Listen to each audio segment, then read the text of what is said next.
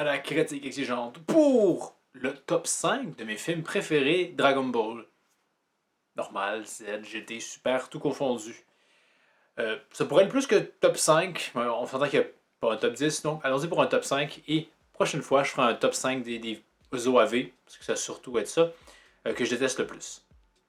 Donc ne perdons pas de temps. À la 5e position, c'est un film qui pourra peut-être surprendre parce que plutôt méconnu. C'est Dragon Ball, l'Armée du Ruban Rouge, film sorti en 1996, je crois, après Dragon Ball GT, pour célébrer les 10 ans de la série. Or, s'il est si bas dans cette liste-là, c'est surtout parce que justement l'OAV veut plus être un rappel. On revisite une version, si on veut, altérée des aventures de Goku à ses débuts. La rencontre avec Bulma, Tortue Géniale, Yamcha, mais aussi la confrontation avec l'Armée du Ruban Rouge. Mais on va quand même omettre des détails ici et là, comme par exemple, surprenamment, Krillin n'est pas dans le récit. Également, Topaipai ne l'est pas. Mais quand même, c'est environ un film de 1 heure. Il y a quand même beaucoup qui se passe parce que justement, on rencontre tous ces personnages-là. C'est vraiment bien. L'animation est le mieux que Dragon Ball GT nous avait à nous offrir. C'est d'ailleurs le même cover design, les mêmes musiques. Et à mon avis, ça, c'est pas un problème. Honnêtement, quand Tortue Géniale fait son Kamehameha, ça en jette vraiment beaucoup. Et également, il faut aussi souligner la petite différence qu'ils ont voulu faire avec Franky, qui est toujours présent dans le récit, mais qui est beaucoup plus important à la fin, quand il va aider Goku. En fait, il va défendre Goku face à Black qui a pris contrôle du robot, qui est bien plus impressionnant aussi dans cette version-là que dans l'autre. Et finalement, Sacrifice, il nous rappelle beaucoup C16, mais c'est vraiment très émouvant. Donc vraiment, ce film-là, je le louange quand même beaucoup parce que je trouve que c'est un très belle. Ça voulait être une espèce de hommage pour les 10 ans de Dragon Ball. Ben, félicitations, c'était vraiment très bien réussi à ce niveau-là. Donc, un film bien animé, qui a une histoire de A à Z, c'est vraiment très très bien. Il est juste peut-être en bas de la liste parce que concrètement, il offre pas tant du neuf que ça, bien qu'il offre un peu de la rosée différente de bonne valeur sur certains éléments qu'on connaissait de Dragon Ball. 4e position, on reste dans le domaine, on quitte un peu justement le domaine de facilité, on va dans la prise de risque. Ce qui souvent ne sera pas le cas dans les OAV.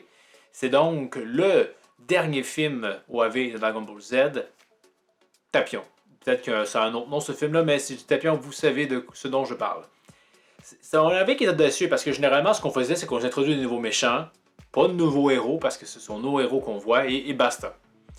Et surtout que souvent le méchant a été, comment dire, un peu une copie d'un méchant dans Dragon Ball. Ici, ce n'est pas le cas. Donc, Tapion est un protagoniste nouveau pour l'œuvre, qui rappelle peut-être un petit peu le design.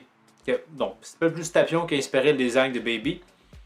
Mais personnage intéressant. D'ailleurs, on se dit qu'on va faire une relation avec Trunks. Ça aussi, je trouve ça intéressant qu'on exploite Trunks, pas du futur, Trunks jeune, une espèce de relation grand frère, petit frère. Et d'ailleurs, le récit va jouer là-dessus parce que le petit frère de Tapion est mort. Et Trunks va prendre un petit peu ce rôle-là. Également, ce OAV-là, il y a une intrigue, il y a un récit. Il y a le mystère autour de Degan, Gohan qui affronte le bas du corps pour éventuellement mener au combat final. Et il faut aussi souligner, justement, généralement, les méchants n'étaient pas très inspirés. Hildergan ressemble à peu près à rien qui s'est vu dans la série. C'est davantage une espèce de kaiju, donc ça fait un affrontement qui est différent de d'habitude. Et puis, bon, le final avec le coup de poing de Goku, ça sort un peu de nulle part, mais ça marque les esprits. Ça va revenir beaucoup dans Dragon Ball GT. Donc, vraiment, c'est un très bon OAV, honnêtement, qui, je salue sa prise de risque. On n'est pas dans la redite de... On peut parler de couleurs, j'en parlerai dans les vidéos des OAV que je teste le plus. Mais vraiment, c'est vraiment un bon OAV, une belle façon, je trouve, de conclure Dragon Ball Z avec ça. 3e position. Donc, c'était un petit peu dur de jouer entre le premier et le 3e pour celui-ci, mais bon, on va y aller avec le futur de Trunks. L'OAV qui traite de ça. Ça se veut quand même un bon complément à, parce que dans le manga, on avait le droit à un chapitre qui relate ces événements-là, bien qu'il était très court. Dans l'anime, il n'y avait que dalle. Probablement que l'OAV, il faudrait regarder, qui est sorti à peu près à ce moment-là dans Arc Cell et que justement, pour faire un lien à. Mais encore une fois, je l'aurais dit, je déteste ces procédés-là parce que ça fonctionne à ce moment-là. Maintenant, il faut que tu saches qu'il y a un OAV là-dessus si tu écoutes la série ou Dragon Ball Kai. Donc, j'aime pas beaucoup ce procédé-là. Parce que, et c'est dommage, cet OAV-là est un excellent justement complément à l'anime qui aurait dû être tout simplement foutu dans l'anime, honnêtement. C'est vraiment agréable de voir l'histoire de Trunks plus en profondeur. Voir quand même très brièvement comment nos héros se font tuer. De mémoire, Tenshinhan, c'est assez violent. Et aussi, Les combats sont agréables. Hein. Voir Gohan se fréter contre les androïdes lors de son dernier combat, j'ai vraiment aimé la tournure qu'ils ont voulu donner comparativement à le manga où c'est juste comme ah ouais, hein, pour aucune raison, on se retenait, mais plus maintenant et on va te buter, bang, c'est fini. Ici, on la voit à la baston. Et c'est pas justement cette excuse de merde-là. On joue davantage sur le fait que les androïdes ont l'avantage d'avoir l'énergie infinie et qu'ils l'abusent. Ils spamment comme des salauds pour venir à bout de Gohan. J'ai vraiment bien aimé ce combat-là, les combats dans ce web-là en général, donc vraiment. C'est un excellent complément à Dragon Ball que je vous conseille vivement de regarder. À la deuxième position, c'est là que j'ai peut-être un choix plus controversé. C'est le 8e film de Dragon Ball, Broly. La première apparition de Broly. Ce film-là m'a marqué parce qu'à l'époque, c'est par sa durée d'une part. Me rendre compte que, oh boy, c'est pas un film qui dure de 30 à 45 minutes. De mémoire, c'est 1h08 minutes. On a presque, en fait, un vrai long métrage. Et ça paraît parce qu'on a vraiment plus... On pose l'intrigue véritablement, avec tout le mystère autour du guerrier légendaire, Paragus, il s'en va sur la planète, il rencontre des esclaves, et peu à peu on découvre qu'est-ce qui se trame derrière tout ça. Donc déjà là, ça c'est appréciable, parce que généralement les OAV, c'était vraiment juste comme une méchante débarque, on fait carrément de la baston de A à Z avec un tout petit peu de péripéties, et voilà. Ici on prend plus le temps de... Et bien évidemment, faut parler de l'éléphant dans la pièce, Broly. Personnage qui peut tant être détesté par certains qu'adulé par d'autres, et ça peut se comprendre, parce que c'est un personnage un peu unidimensionnel. On s'entend, il n'y a pas beaucoup de nuances de gris, quoique j'aime bien, comment dire, les nuances de gris qu'il peut avoir. Et je pourrais faire éventuellement une espèce de versus, hein, Broly versus Broly 2018, je pense qu'il sort en 2018, en tout cas le récent film Broly. Parce que, honnêtement, de voir Paragus qui n'a pas le choix pour calmer Broly qui l'a rendu borgne, hein, somme toute dans un de ses élans de colère, de lui mettre un masque et que on voit à travers ça que ça vient briser définitivement la confiance qui règne entre les deux. Ben, je trouvais vraiment que c'était une belle scène, honnêtement. Et tout le côté tragédie entre Paragus et Broly, hein, Paragus qui vient à craindre, détester son fils et qui à la fin, comment il meurt, c'était aussi je trouve tellement plus agréable que dans le film où Broly Freezer le tue. Bref, il y a quand même la substance au personnage de Broly. Et il faut ajouter le fait que le côté spectacle. Quand Broly se transforme la première fois en Super Saiyan légendaire, le jeu musical à ce moment-là, les effets vraiment marquent la donne. On le sent que quelque chose de sérieux arrive. Donc la mise en scène elle est vraiment au rendez-vous pour magnifier ce personnage-là. Et après coup, Broly, ben, c'est un peu le fantasme de certains fans, c'est-à-dire le gars qui est capable d'encaisser tout, mais qu'il passe au travers des attaques sans aucun problème. Comment il vainc Vegeta de façon hyper classe. Donc, oui, un personnage un peu bête d'une certaine façon, en toute l'idée qu'il devient un peu cinglé, c'est parce qu'il a été traumatisé par Goku qui pleurait à côté de lui. C'est un peu crétin, on ne se cachera pas. Mais n'empêche que quand il est en action dans sa forme transformée, c'est toujours un régal de le voir. Et il aura marqué. Hein? C'est pour ça qu'on va avoir 2 autres films avec lui. C'est pour ça qu'ils ont fait revenir Broly. Ben, ils ont créé Broly pour nous rappeler le personnage. Et que c'était toujours pas assez, puis qu'ils ont fait ils ont canonisé le personnage dans Dragon Ball Super. Donc vraiment, Broly, absolument. Et je peux aussi soulever un dernier point, c'est que j'adore le Goku dans ce film. Parce que pour moi, un des gros problèmes de Goku, c'est que c'est pas tant un héros dans la forme standard, dans le sens qu'il est très égoïste. La saga Cell est un bon exemple de ça. Hein? Comme, je pourrais vaincre Cell, mais non, on va laisser Gohan s'en charger. Là. J'aurais pu vaincre Boo, mais je pense que non, ça serait pas ce qui est adéquat.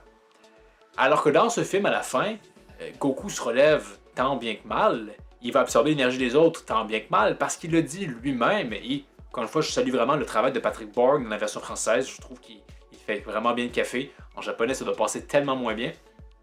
Mais bon, il le dit ici, il bat pas Broly, ben c'est la fin de l'univers. Et c'est pas acceptable. Il faut qu'il le tue, parce que sinon, ben c'est la fin des haricots. Ils n'ont juste pas le choix. Comme c'était le cas face à Boo, comme c'était le cas face à Cell. Mais qu'ici, il se dit, bon ben, peu importe les moyens, il faut qu'on y arrive.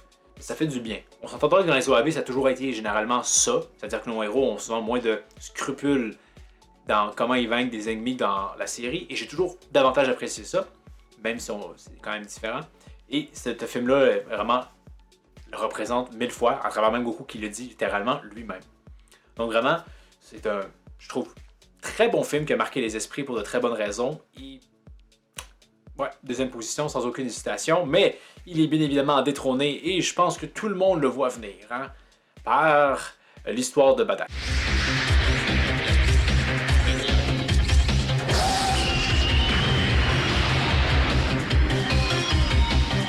Où est-ce qu'il est? Où est-ce qu'il se cache? Si là, il se démarque davantage par rapport à l'histoire de Trunks, c'est parce que dans le manga, on n'a que 2 pages dédiées à ça, de mémoire. On voit Badak et on le voit se faire tuer par Freezer. C'est tout. Donc, cet OAV-là, vraiment, nous donne quelque chose que le manga nous avait pas vraiment donné. On exploite largement là-dessus. On a aussi, c'est différent de Dragon Ball qu'on connaît. Hein, c'est davantage dans le drame. Hein. Badak sait que la fin arrive, tente par tous les moyens d'empêcher qu'elle se produise, mais nous-mêmes, on le sait, comme lui le sait en fait, malgré tout, ça marchera pas et ben, hein, la planète des Saiyans est détruite. Donc déjà là, ça c'est quand même différent. Habituellement, nos héros gagnent à la fin, quoi que l'histoire de Trunks c'était pas tant le cas non plus, mais c'est rafraîchissant. Aussi, cette version-là, encore une fois, ça pourrait carrément être un Broly versus Broly vieux dans le temps, l'histoire de Badak, tellement qu'ils ont voulu me faire un mash-up, là, mais le personnage de Badak est juste, je trouve, très fonctionnel. Hein. C'est un Saiyan qui est comme les autres, hein, un peu méchant, mais face aux visions d'avenir, disant que ouais, ben Freezer, c'est un peu un salaud puis il va vous tuer, ben il se rend compte que ben faut justement changer ça. Puis il devient pas comme gentil, c'est juste que il est passé de prédateur à proie, puis il tente de s'en sortir, mais en vain. Donc, je sais pas, j'ai quand même bien aimé ça. C'est sûr que par rapport peut-être au récent chapitre de Dragon Ball Super, où aucune mention de Raditz, je crois qu'il n'y a aucune mention de Raditz dans ce film-là, mais en même temps, il n'y a pas tant de mention de Goku en tant que tel, à part dans les visions. Mais c'est normal qu'il n'y ait pas de vision de Raditz parce qu'il se passe rien avec Raditz. Malheureusement, il meurt sans avoir accompli grand-chose. Mais bon, également, il faut aussi soulever, les combats sont très bien dans la série, dans ce film-là, je veux dire, bien qu'il n'y en ait pas des tonnes. Et il faut bien évidemment le souligner, je pense que c'est Solid Scout Scooter. En tout cas, vous la connaissez, hein? La musique qui joue durant les combats et qui sera reprise jamais nulle part ailleurs dans la série. Ce qui est dommage parce qu'elle était vraiment super enlevante, super accrocheuse, mais qui en même temps confère justement à l'OAV un caractère unique, spécial. Hein? Si vous voulez écouter cette magnifique chanson dans le contexte, ben, c'est dans ce OAV-là qu'il faut regarder parce que ça n'arrivera pas à un autre moment. Et juste ça, je trouve que ça démarque complètement des autres qui, de mémoire, hein, non, je pense que le film avec Je n'aime pas avait aussi une bande sonore qui lui était propre, mais c'était pas aussi accrochant que celle-là. Vraiment, on a une des meilleures chansons de Dragon Ball. Donc, également aussi d'autres points que je veux souligner ici et là rapidement. Le Freezer est terriblement bien réussi là-dedans, froid, impitoyable. Mais ce que j'apprécie particulièrement, c'est à la fin, quand Bardock continue son ascension vers le faisceau de Freezer et que Freezer se rend compte que ses soldats sont pas capables de l'arrêter. Le rictus de colère qu'il a, j'adore ça. C'est comme justement tout le long du film, on a une espèce de façade et là, elle éclate. Hein, comme elle a éclaté lors de Goku, face à Goku en Super Saiyan. Freezer, il veut avoir de la classe, mais il n'est que haine en réalité. Hein? Et sa haine sort à ce moment-là.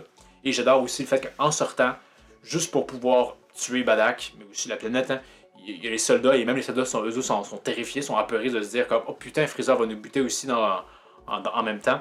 Le fait qu'il s'en fout, hein, pour lui, à quel point il veut tuer les Saiyans parce qu'il les déteste, il a peur d'eux.